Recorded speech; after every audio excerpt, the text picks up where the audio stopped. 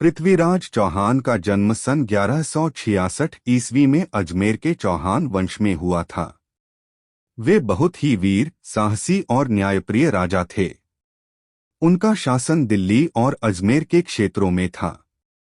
वे युद्ध में अपनी असाधारण कौशल के लिए प्रसिद्ध थे और उनके शासनकाल में भारत के उत्तरी भाग में राजपूतों का साम्राज्य मजबूत था।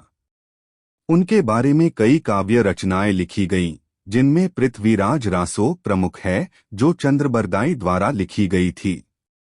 पृथ्वीराज की वीरता और संघर्षों के कारण वह हर राजपूत के आदर्श बन गए थे।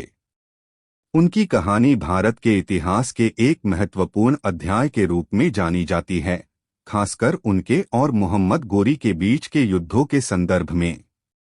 मोहम्मद गोरी, जो कि अफगानिस्तान का सुल्तान था, भारत पर आक्रमण करने के लिए इच्छुक था।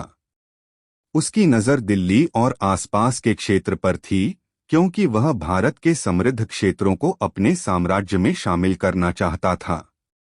पृथ्वीराज चौहान उस समय उत्तर भारत के सबसे शक्तिशाली राजाओं में से एक थे और उनका साम्राज्य अजमेर से लेकर दिल्ली तक फैला हुआ था। मोहम्मद गोरी ने पहले लाहौर पर हमला किया और फिर पृथ्वीराज चौहान को चुनौती दी। मोहम्मद गोरी ने 1191 ईस्वी में पृथ्वीराज चौहान से युद्ध की घोषणा की। यह युद्ध तराइन के मैदान में हुआ, जो आज हरियाणा में स्थित है। गोरी ने अपनी विशाल सेना के साथ आक्रमण किया, लेकिन पृथ्वीराज चौहान की सेना ने वीरता से इसका मुकाबला किया। पृथ्वीराज चौहान ने अपनी रणनीति और युद्ध कौशल से गोरी को पराजित कर दिया। गोरी की सेना बुरी तरह से हार गई और उसे मैदान छोड़कर भागना पड़ा। गोरी घायल हुआ, लेकिन वह अपने साथियों के साथ लाहौर भाग गया।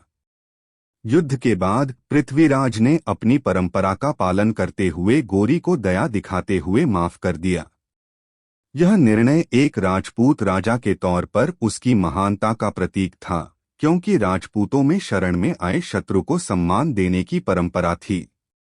एक साल बाद 1192 ईस्वी में मोहम्मद गोरी ने एक बार फिर से भारत पर हमला करने की योजना बनाई। वह जानता था कि उसे पृथ्वीराज चौहान से बदला लेना है और इस बार उसने पूरी तैयारी के साथ आक्रमण किया।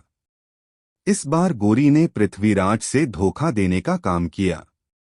गोरी ने पृथ्वीराज चौहान को विश्वास में लिया और उन्हें एक सौहार्दपूर्ण प्रस्ताव भेजा। उसने पृथ्वीराज को एक बार फिर से युद्ध की चुनौती दी, लेकिन इस बार उसने पृथ्वीराज की सेना को भ्रमित करने के लिए अपनी रणनीति बदली। जब युद्ध की शुरुआत हुई, तो गोरी ने अपनी सेना को पृथ्वीराज की सेना से ज्यादा ताकतवर तरीके से तैनात किया। इसके अलावा गोरी ने अचानक हमला करके पृथ्वीराज की सेना को घेर लिया। पृथ्वीराज की सेना की संख्या कम थी और युद्ध में उनका सामना गोरी के विशाल और प्रशिक्षित अफगान सैनिकों से हुआ। परिणामस्वरूप पृथ्वीराज की सेना को हार का सामना करना पड़ा। युद्ध में पृथ्वीराज चौहान को बंदी बना लिया गया और उन्हें अफगानिस्तान के गजनी में ले जाया गया। पृथ्वीराज चौहान का अपहरण कर लिया गया था, लेकिन उनका मस्तिष्क और उनकी वीरता अभी भी जीवित थी। उनके साथ उनके प्रिय कवि और मित्र चंद्रबरदाई भी थे। चंद्रबरदाई को भी मोहम्मद गोरी ने बंदी बना लिया था। एक दिन गोरी ने पृथ्वीराज को चुनौती दी कि अगर वह एक तीर चला सकें तो वह स्वतंत्र हो सकते हैं। चंद्रबरदाई ने योजना बनाई। पृथ्वीराज को यह एहसास दिलाया गया कि वह अंधे हैं, लेकिन उन्होंने चंद्रबरदाई से यह वादा किया कि वह एक तीर चलाकर गोरी को मार देंगे।